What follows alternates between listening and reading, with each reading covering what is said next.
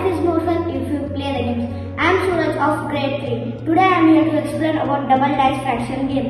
In this game, we can understand the fractions easily. To begin this game, we want two dice. One is the numerator dice and another one is the denominator dice. When the first player throws the dice, if the numerator dice comes 1 and the denominator dice comes 2, the fraction will be 1 by 2. The player keeps token here. The game will be continued. Finally, one who covers more tokens, those are only the winners. Come, let's watch.